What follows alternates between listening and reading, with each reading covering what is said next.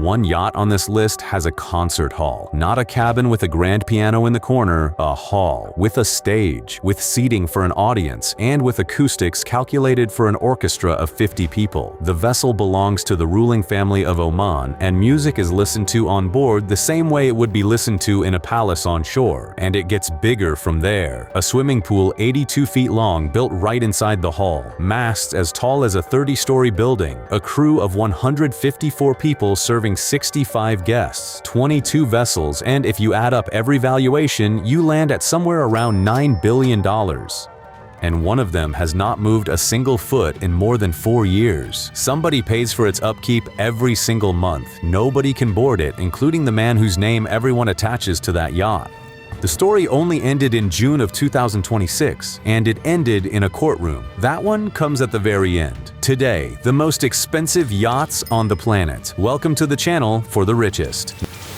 Luxury life. Lady Laura. Lady Laura carries a crew of 30, guests 12, which means 2.5 staff members for every single guest, and that is before the contractors who come aboard when she is in port. The yacht was delivered by the German shipyard Lürssen in 2015, about 299 feet, steel hull, exterior lines drawn by the British studio Raymond Langton. The client remained a private individual. The yard never named him, not at delivery and not since. According to published estimates, the vessel cost around $241 million. That works out to roughly $800,000 for every single foot of length. There are 3 swimming pools on board, one on the sun deck with a bar counter standing directly in the water. To pick up a drink, you do not have to get out. The second is on the main deck. The third is private on the owner's deck. And they did something with the second one that you do not notice right away. The bottom rises. During the day, it is a swimming pool. In the evening, hydraulics lift the platform flush with the decking, and where the water used to be, there is now a dance floor. Guests who were swimming there in the afternoon are standing in the evening on that very same floor in their shoes. Next to that pool on the upper deck stands a teppanyaki grill, an iron plate where the chef cooks in front of the guests. He works about 13 feet from the water. When there is a beam swell, the spray reaches the plate and hisses. 12 guests are accommodated in 6 cabins. 2 MTU diesels give her 20 knots of speed, and her fuel capacity allows her to cover more than 5,000 nautical miles without refueling. She crosses the Atlantic without stopping. In 11 years, the one thing nobody has ever said about Lady Laura is who exactly asked for the third pool and why. The next vessel is the complete opposite in that respect. Everything about it is known, right down to what the bar stools are upholstered in. Christina O. In 1954, Aristotle Onassis bought what would become his yacht for $34,000. The conversion cost him $4 million, which means the hull cost roughly 1/120th of what was later poured into it. The hull was military, a Canadian frigate built in 1943, about 325 feet long, a veteran of submarine hunting in the Atlantic. After the war, ships like that were sold for scrap. Onassis took her hull and handed her to Greek and German workmen for 3 years. The pool on the aft deck was laid in mosaic. Across the bottom ran a scene with a bowl and a labyrinth. The bottom lifted that very same hydraulic system they install today on brand new $200 million yachts first appeared right here in the middle of the 1950s, named after its owner. The footrail under the counter is made of whale teeth. The stools are upholstered in whale skin, and Onassis explained the origin of the material to his guests personally over a drink. Among the people who sat on those stools were Winston Churchill, Maria Callas, and Greta Garbo. In 1968, the wedding of Onassis and Jacqueline Kennedy was celebrated on board, and then the second half of the story begins, and it is not a cheerful one. Onassis died in 1975. The yacht was inherited by his daughter Christina, and in 1978 she handed the vessel over to the Greek state. The state renamed her, used her as a presidential yacht, and gradually stopped using her at all. By the mid-1990s, the yacht was laid up outside Athens, her superstructure rotting in water in her bilges. She was bought at auction in 1998 by a Greek named John Paul Papanikolaou, a man who had known this ship since childhood and was a friend of the owner's family. The restoration took nearly 3 years. Different sums have been quoted, but every estimate falls between $50 and $75 million. meaning that bringing her back to life cost more than building her from scratch by 1950 standards, at least 10 times more. Today she is available for charter, 34 guests, 17 cabins, a crew of around 40, and a weekly rate in high season of roughly $650,000. The mosaic on the floor of the pool is the same one that was there in Onassis's day, but where the original bar stools went during the restoration, nobody has ever explained clearly. Radiant, $320 million for about 360 feet of hull. Divide one by the other and you get just under $900,000 per foot. One step along the rail equals a 3-room apartment in the center of a major city. Radiant was ordered by the Emirati businessman Abdullah Al Fatime, whose family has been importing Japanese cars into the Persian Gulf since the mid-1950s. She was built by that same shipyard, Lursen, and it took 4 years, delivered in 2009. The exterior lines are the work of the Briton Tim Haywood, the same man whose signature appears on half the list you are watching right now. 20 guests, 10 cabins, a crew of 44, 21 knots at full speed, a range of more than 4,500 nautical miles. Pools, a cinema, a gym, a beach club right at the waterline. On vessels like this, none of that is news anymore. The news on Radiant is in the refrigeration compartment. There is a freezer in there for live bait. Not for the fish that will be served at the table, for the fish that gets put on the hook. The point is that on board, fishing is taken seriously, and the bait has to be fresh or the big fish will not take it. Which means that one of those 44 crew members is responsible for exactly that freezer. Checks the temperature, keeps the log, reports in the morning, before the guests have woken up. Further down the list, we get to vessels where fishing is not entertainment, but the profession of an entire scientific team. But there are 2 stops before that. The Maltese Falcon. Tom Perkins sold this yacht 3 years after he took delivery of her. He sold her for roughly half of what he had put into her. Perkins was a venture capitalist from California, one of the men who in the 1970s handed money to young companies in Silicon Valley. By the age of 60, he wanted a sailing yacht of a kind that did not exist, and he found an idea that had been sitting untouched for 30 years. In the 1960s, the German engineer Wilhelm Prols came up with a rig with no shrouds and no stays. The mast itself rotates around its axis, and the sails come out of slots in it like clothes out of a closet. The design was calculated and judged to be workable. Nobody built it. Prols died in 1974 and never saw his mast at sea. Perkins built 3 of those masts out of carbon fiber and set them on a hull of about 289 feet. The yard was the Italian Perini Navi, delivery in 2006. The sails, 15 of them, unfurl at the push of a button in 6 minutes. The crew does not come out on deck to do it. All you hear are the electric motors inside the masts, a low hum coming from below, from under the decking. The total sail area is about 25,800 square feet. The full build cost, according to published estimates, approached $130 million. And the lion's share of that went straight into the masts. The technology did not exist, and it had to be created from nothing. In 2009, Perkins sold the Maltese Falcon to a Greek woman, Elena Ambrosiadou. The figure quoted was around 60 million euros. If you spread the difference between what he spent and what he got back across 3 years of ownership, you get on the order of $60,000 a day. Every day, no days off. Today, the yacht is available for charter. The weekly rate holds at around 400,000 euros, and the rotating mast design has since been repeated several more times. Kroll's turned out to be right. Perkins explained his reason for selling differently in different years. Not one of the explanations lines up with the others.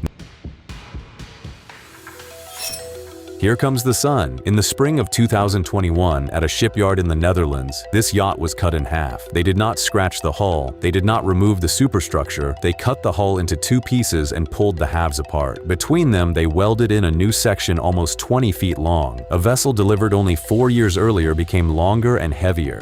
The weld seam was ground down so thoroughly that you cannot find it from the outside. On that glossy hull, there is not a line, not a shift in the paint. The yacht herself was built by the Dutch yard Amels and delivered in 2017. The name was taken from the George Harrison song. At the time of delivery, she was the largest vessel in the yard's entire history, about 274 feet, 12 guests, 6 cabins, a crew of 31, a glass elevator between decks, a cinema, The question is, why those 20 feet were needed? The answer is simple, and that is what makes it strange. Almost the entire insert went to a swimming pool with an artificial current 23 feet long, so you can swim in place against the flow.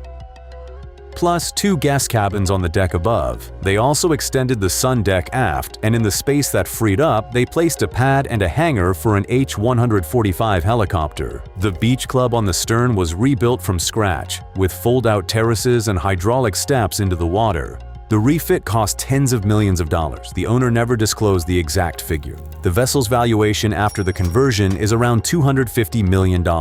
Cruising speed, 16 knots. Top speed, almost 19. In 9 years, she has circled the globe several times, cutting a nearly new yacht in half for the sake of a 23-foot swimming pool, a decision the shipyard has never once commented on. Almac. The windows on this yacht are washed every single day. Not because somebody is fussy, but because otherwise, 24 hours after an ocean passage, you cannot see through them at all. The salt dries into a film and rain will not wash it off. Almere Cab is about 436 feet of glass, set vertically. That is exactly how Tim Haywood conceived her. Glazed galleries running across several decks, panorama instead of walls. The interiors were done by Andrew Winch. Dark wood, marble, furniture built to custom drawings. The vessel was built in Germany and delivered in 2008. The client was Hamad bin Jassim bin Jaber Al Thani. In the year of delivery, he held the post of Foreign Minister of Qatar. A few months later, he became Prime Minister, and at the same time, he was running the state investment fund that in those years was buying up everything in London it could reach. And this is where the yacht's role changes. While the owner was in power, the vessel was an extension of his office.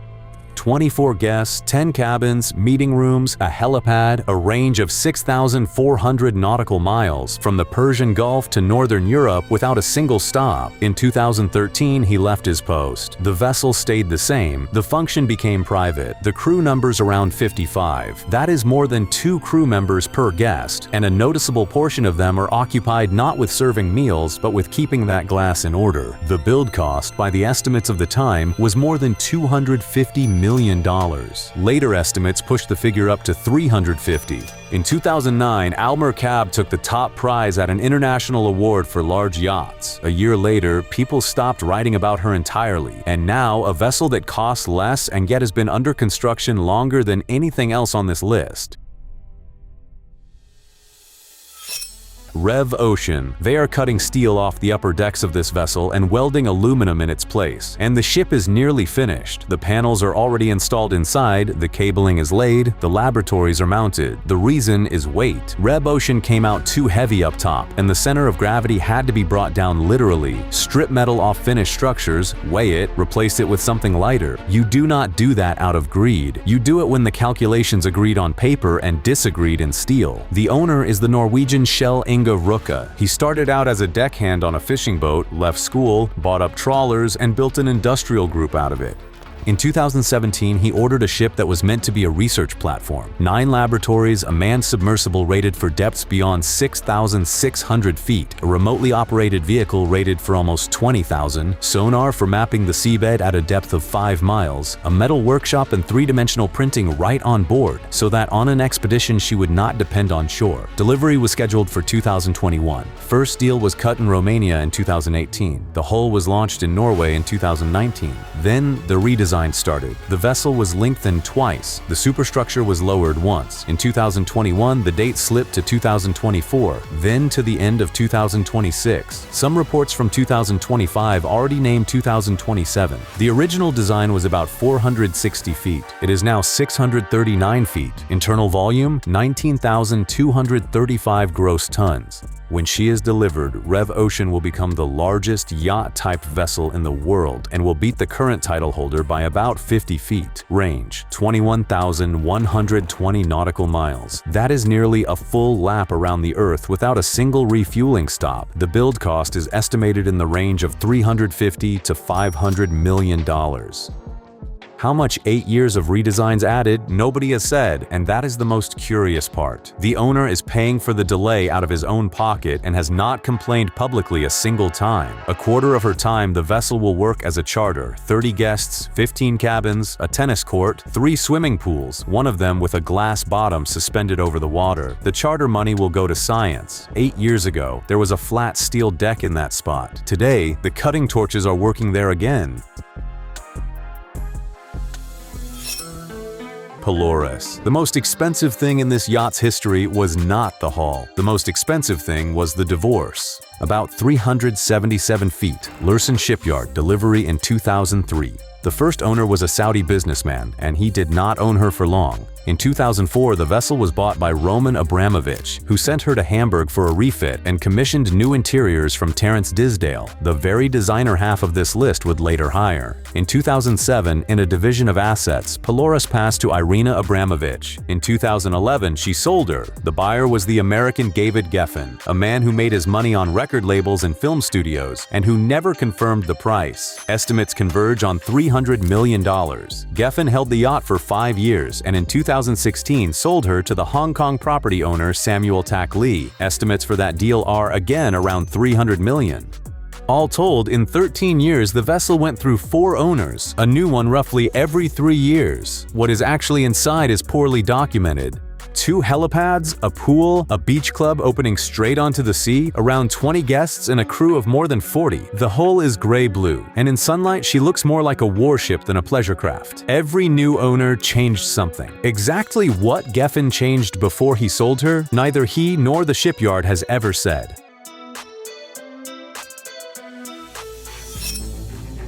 Octopus. On the 29th of August 2015, a submersible was lowered from this vessel to a depth of about 9,200 feet in the Denmark Strait. A few hours later, a ship's bell was raised onto the deck. The bell belonged to the British battlecruiser Hood, which sank in May of 1941 after 3.5 minutes of combat with the Bismarck. 1,418 men died. The work on the seabed was directed by David Mearns, who searches for sunken ships professionally. The bell was not raised for a collection. It was cleaned and installed in Portsmouth as a memorial. The vessel of all of this was done from is called Octopus. About 413 feet, Lursen Shipyard, delivered in 2003. Build cost on the order of $200 million. She was ordered by Paul Allen, co-founder of Microsoft. Octopus was never built for parties. There are 2 submersibles on board, one manned for 10 people, the second remotely operated. There is a salon with a glass floor. There is a recording studio. There is a basketball court on deck. 26 guests and a crew of around 60, more than 2 crew members per guest, and part of that crew are not stewards by training but operators of underwater equipment. In March of that same year, 2015, this vessel located the Japanese battleship Musashi on the floor of the Sibuyan Sea, sunk in 1944. People had been looking for her for decades. Allen looked for 8 years. Allen died in October of 2018. The yacht was put up for sale at €295 million and was sold in 2021 for roughly 250. Who bought her was never announced, not by the brokers, not by the new owner. In May of 2026, Octopus was seen in the port of Papeete in Tahiti, in the same frame as another vessel from this list. What the expedition for that bell cost, nobody has added up out loud either. You can go look at it in Portsmouth for free. Dubai. The whole of this yacht sat at a German shipyard for 5 years with no owner. The order was placed in 1996. The client was Prince Jeffrey Bolkiah of Brunei, brother of the Sultan, and a man who in those years spent state money on a scale that ended up in court documents. The vessel was being built under the name Platinum. Then the money ran out, litigation began, and the work stopped. A finished steel hull more than 525 feet long was left standing in Bremen. In 2001, it was bought by Mohammed bin Rashid Al Maktoum, the ruler of Dubai, vice president and prime minister of the United Arab Emirates. The vessel was completed in Dubai itself, at a local yard, and delivered in 2006. All told, 10 years passed from first steel to the raising of the flag. The interiors were done by Andrew Winch. In the atrium, a traditional Arabian dhow hangs beneath the ceiling. Not a model on a shelf, but a boat suspended in mid-air. From there, a circular glass staircase leads upward, lit from within with color-changing light. The pool on the upper deck is laid in mosaic and living palm trees stand around it. Palm trees on a deck are a detail that gives headaches to engineers, not decorators. They have to be anchored, watered with fresh water, and shielded from salt while the ship is underway. The owner's quarters occupy 2 full decks with a dedicated elevator. The vessel takes more than 100 people on board at once, guests and crew together. Speed over 25 knots, which for that mass is a lot. Rumors about the build cost put it at $400 million. Later estimates climb toward $450. The drawings for the original interiors, the ones designed for the Brunei prince, were never published anywhere. What became of them is unknown.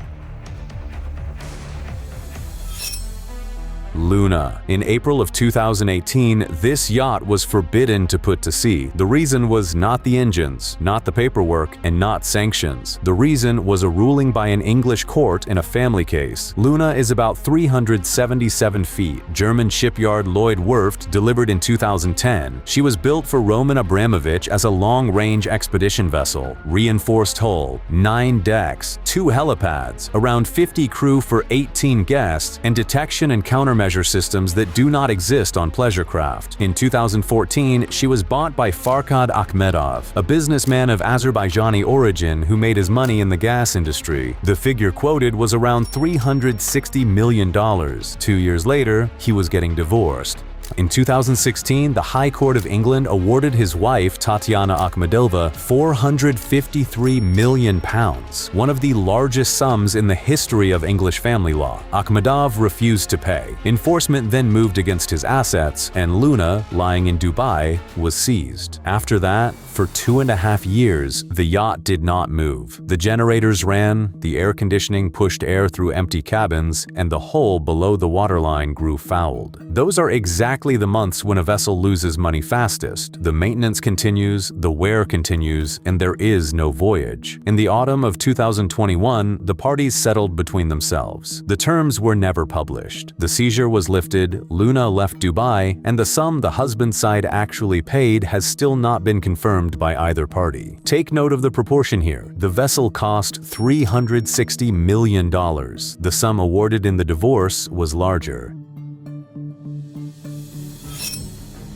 Motor Yacht A. In the owner's bedroom on this yacht, the bed rotates. It does not swing on hinges, it turns around a vertical axis, a full 360 degrees. The owner chooses which direction to wake up facing. About 390 feet, Bloom & Voss Shipyard in Hamburg, delivered in 2008. The client was Andrei Melnichenko. The exterior and the interiors were conceived by the Frenchman Philippe Starck, normally known for furniture and household objects. The whole engineering was handled by Martin Francis. Starck was told to do what no one had done. He took as his model not yachts, but submarines and warships. The result is a vessel with a reverse-raked bow, sharp edges, and almost no visible windows. From the outside, it is impossible to tell where the people are inside and where the machinery is. The build cost is estimated at around $300 million. Inside, it is the exact opposite: glass, polished metal, curves, a staircase wrapped in hand-stitched leather. The leather on the handrail smells the way the interior of a brand new expensive car smells, except here that smell runs for several stories. Do the math yourself: about 390 feet of length and 14 guests, more than 26 feet of vessel per person. And the crew numbers 42, 3 times more than the guests. In the main deck salon, there is a glass floor with the water of a pool beneath it, and the tender garage is set in the bow and opens forward. 3 pools, a nightclub, a cinema. After delivery, Motor Yacht A was for several years the most photographed vessel in the world. Then the same owner ordered another vessel from the same designer, and the first one stopped being the strangest thing he owned. Serene. This yacht was bought faster than an average family buys a used car. In less than a day, it happened in the summer of 2015 in the south of France. Mohammed bin Salman, at that point not yet Crown Prince of Saudi Arabia, was vacationing on shore, saw the vessel at anchor, and sent a man out to her to find out who she was and whether she was for sale. She was not for sale. By evening, the deal was agreed, and the owner was informed that his belongings needed to be off the boat. The owner was Yuri Scheffler, who had made his fortune in the vodka business. He had ordered Serene from the Italian yard Fincantieri and taken delivery in 2011. The figure quoted for the 2015 deal was around 500 million euros. In dollars, estimates run from 550 to 600 million. If you count it by the clock, more than $100 million of value changed hands per hour of negotiation. About 440 feet, 7 decks, 24 guests, 12 cabins, a crew of 52. Exterior lines by Espen Oino, interiors by Raymond Langton. There is a saltwater swimming pool inside the hull, with a roof that slides open. There is a hangar for a submersible.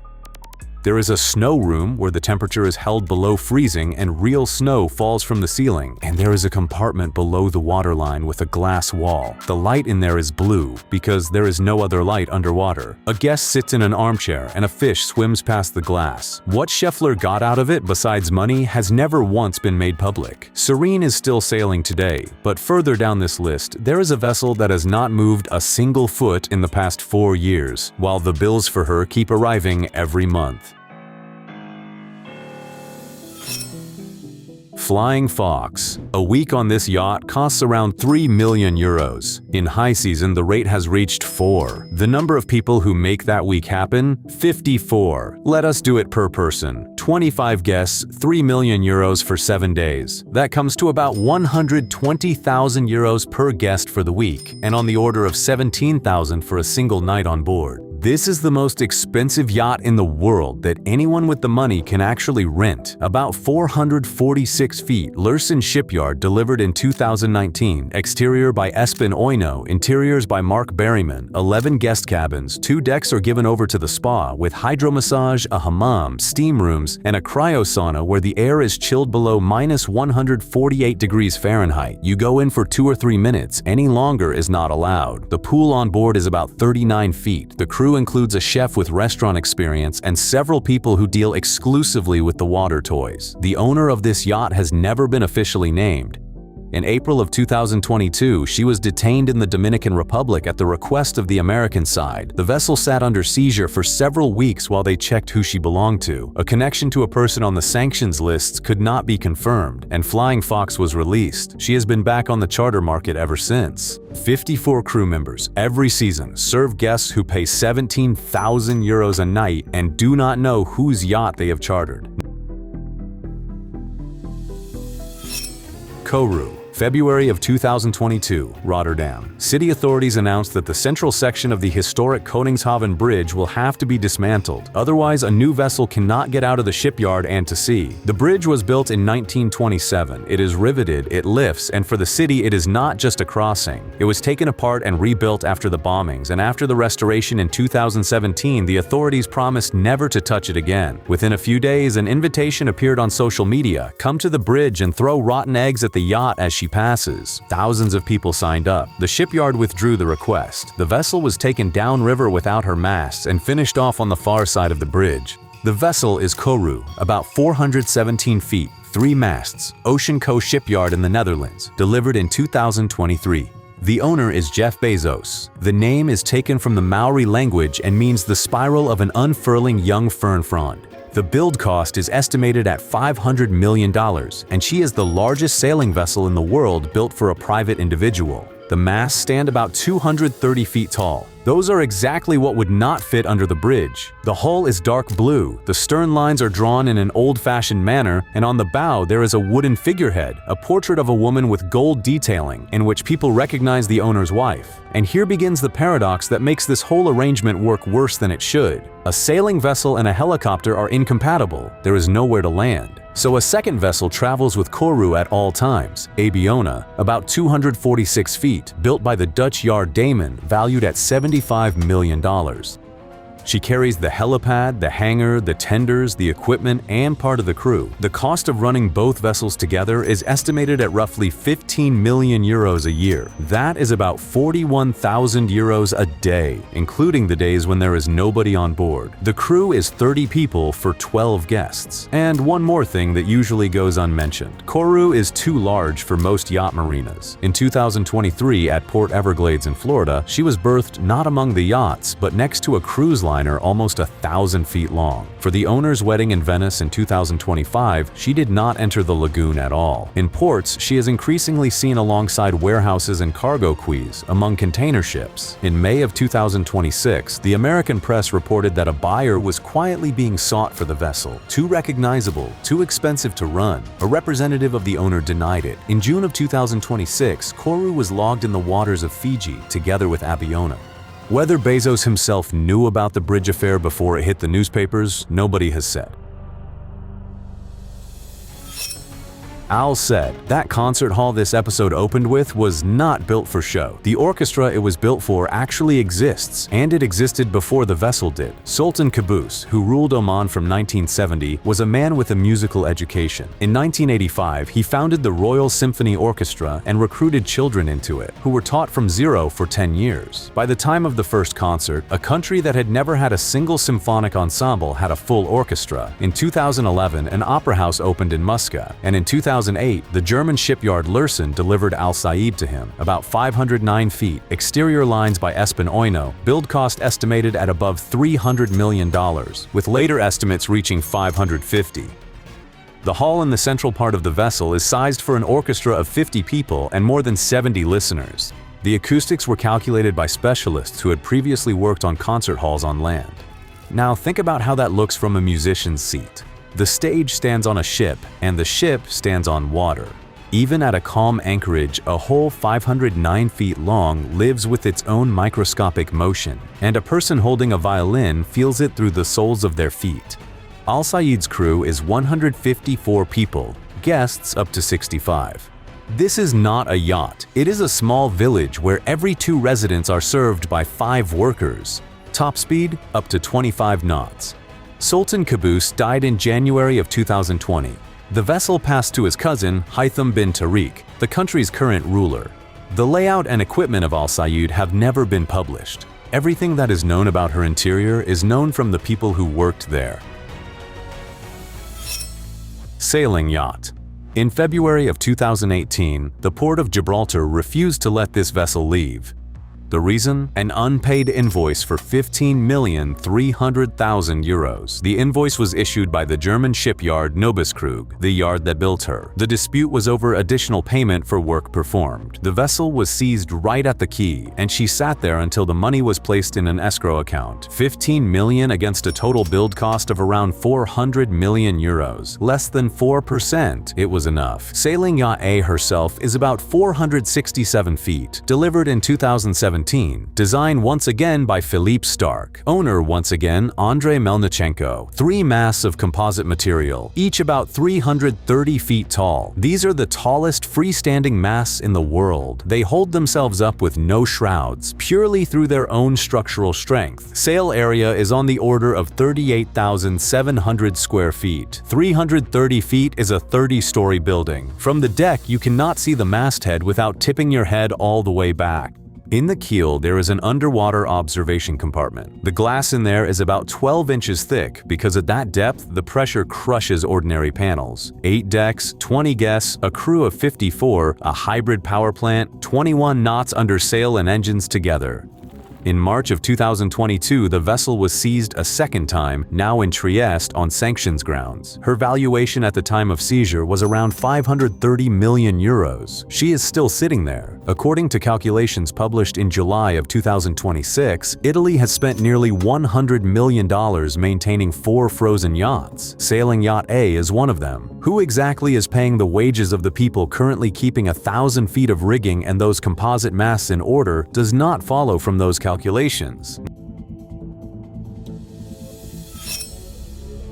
Nord. The most expensive thing in this yacht's history is not the interior. Her most expensive episode lasted a little over 2 weeks and consisted of a single passage. Nord was built by Lürssen and delivered in 2021. About 466 feet, exterior and interiors by the Italian studio Nuvolari Leonard, an ice blue hole that is recognizable from more than half a mile away. 36 guests, 20 cabins, a crew of more than 60, 2 helipads, estimated value around $500 million. The owner is Alexei Mordashov, the principal shareholder of Severstal. Inside, there are things almost nobody else has. A pool of ice water for contrast therapy, a snow room, a medical center, not in the form of a first aid kit, but as a room with equipment. Interior materials, rare woods, leather, and semi-precious stones set into the walls. In March of 2022, a few days after sanctions were introduced, Nord left the Seychelles and set a course east. The passage took about 2 weeks and covered more than 8,100 miles. The final point was Vladivostok. In the autumn of 2023, the vessel appeared in Hong Kong and stayed there for several weeks, which triggered a separate exchange of diplomatic statements. Then she left again. As of 2025, Nord moves between Russian and Asian ports and does not enter European waters. There is a subtlety in this story that usually goes unspoken. A vessel like this is serviced by the yard that built her, spare parts, software, specialists. That yard is in Germany. What is happening with that servicing now? Nobody has explained publicly.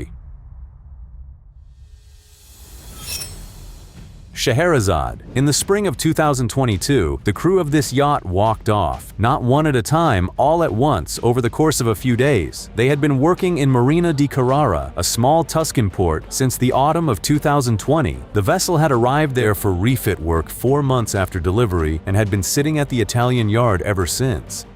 The local workers had gotten used to these people. The Russian crew monitored the progress of the work by day and in the evenings sat in the staff break room, drinking and playing billiards. This was described by Paolo Gozzani, head of the local union branch. What worried him was not the owner's name, but what would happen to the workers if the vessel were seized. The reason for the departure became known from a report published in March of 2022 by Alexei Navalny's foundation. According to that report, a significant portion of the crew consisted of employees of the Federal Protective Service, the agency responsible for guarding the top officials of the Russian state. The Russians were replaced by a British crew. On the 6th of May 2022, the Italian Finance Ministry ordered the vessel seized. The owner was not named in the official statement. It said only that he had significant economic ties to prominent figures in the Russian leadership.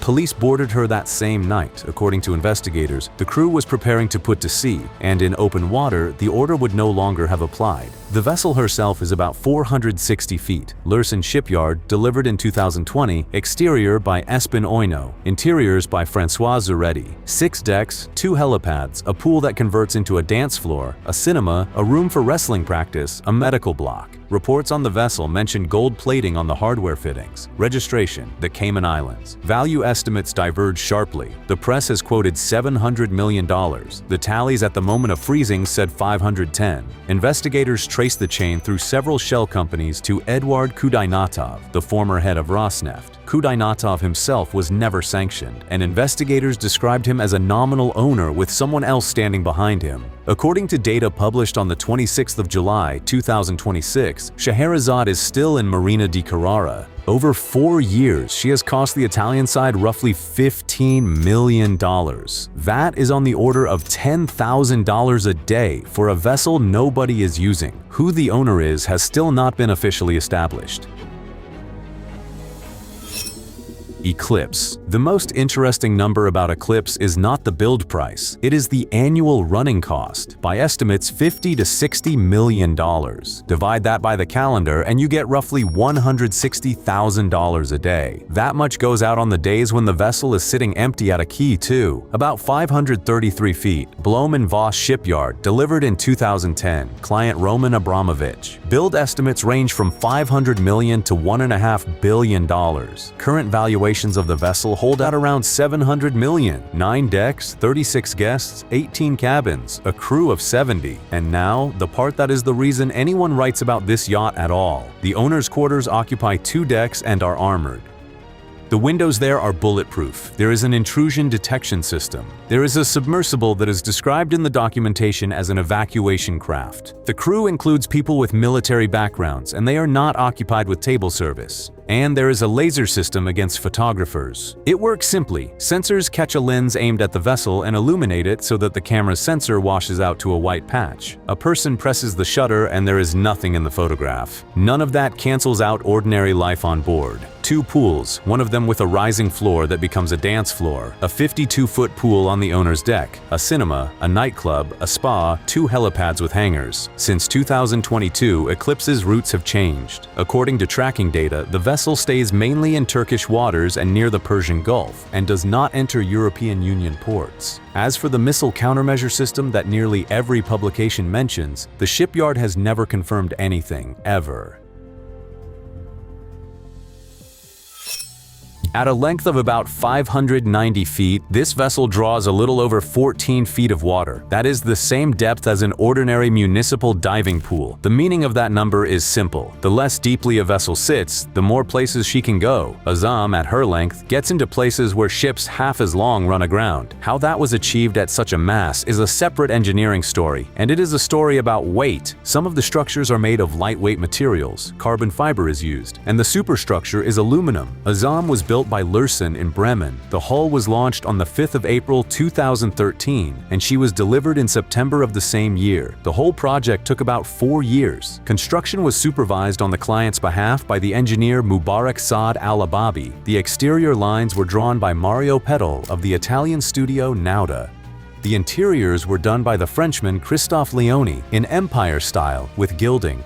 The client was Khalifa bin Zayed Al Nahyan, President of the United Arab Emirates and ruler of Abu Dhabi. The build cost is estimated at $600 million. That is roughly $1 million for every foot of length. Now about the speed, because this is where the real anomaly begins. The vessel carries 2 gas turbines and 2 diesels, together around 94,000 horsepower. Top speed, 32 to 34 knots. That is nearly 40 miles per hour out of a hull 590 feet long. Faster than many passenger ferries, a quarter of her length. Internal volume, 13,136 gross tons. 36 guests, 18 cabins, a crew of up to 80, a small submersible in the garage. The main salon, by all reports, runs almost 100 feet without a single supporting column. Khalifa bin Zayed died in May of 2022. The vessel remains the longest private vessel in the world until the day the Norwegians finish theirs.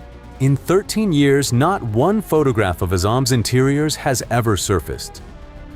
Dilbar. In early March of 2022, the last members of the crew stepped off this yacht onto the quay in Hamburg and went home. Normally, about 80 people worked on board. Paying them had become impossible. Banking operations shut down after the sanctions, and Captain Tim Armstrong informed the crew that the options were exhausted. A few weeks later, in April of 2022, the German authorities seized the vessel. She was in dry dock for a refit, and she was wrapped entirely in shrink covering, 512 feet under gray sheeting with no lights, no movement, no people. And that is how she sat for more than 4 years. Almost as long as it took to build her. Dilbar is the largest private vessel by volume of any ever completed. 15,917 gross tons of internal volume at a length of about 512 feet. In length, she is beaten by several others. In the amount of space inside, by nobody. Lürssen Shipyard, delivered in 2016. The name honors the mother of the man every publication connects to the yacht.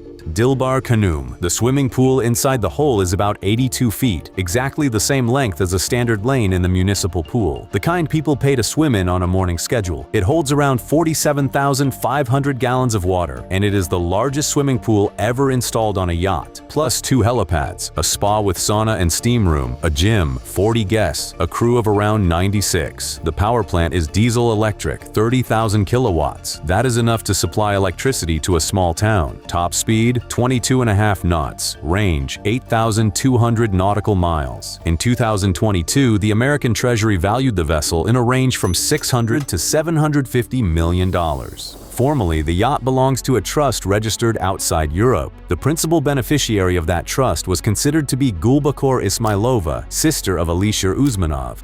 In March of 2025, she was removed from the European Union sanctions list. And then something came to light that had barely been said out loud in 4 years. All that time, the vessel had been kept in working order by the Lursen shipyard itself at its own expense, because you cannot issue an invoice to a frozen asset. In April of 2025, the yard applied to the German Federal Office for Economic Affairs and Export Control, asking it to confirm that the yacht was no longer considered a frozen asset. The office refused. The yard went to court. On the 11th of June 2026, the Administrative Court of Frankfurt am Main issued its ruling. The office's refusal was declared unlawful. The authorities were unable to prove either a connection between Usmanov and the trust or that he influences the trust's decisions. The ruling is not yet final and can be appealed. In parallel, the Regional Court of Hamburg barred a Luxembourg media company from calling Usmanov the owner of this yacht and set a penalty of up to 250,000 euros for each violation of that ban. And that is the whole story of the yacht I mentioned at the very beginning. For more than 4 years, she has not moved a single foot. Her upkeep was paid for not by guests and not by an owner, but by the shipyard that built her. In all that time, not one person has come aboard except the people who watch over the systems. And the largest private yacht on the planet by internal volume has spent those years under gray sheeting, 40 minutes drive from the center of Hamburg. Exactly how much the yard spent maintaining her over 4 years, nobody has said. The right to send that invoice is precisely what the court case was about. 82 feet of water in a pool that nobody filled for 4 years. Write in the comments everything you think about all this and subscribe to the channel for the richest. This is where we cover luxury, wealth, and the lives of the most influential people on the planet. Thank you for watching, and right now go watch our previous episodes which have already appeared on your screen.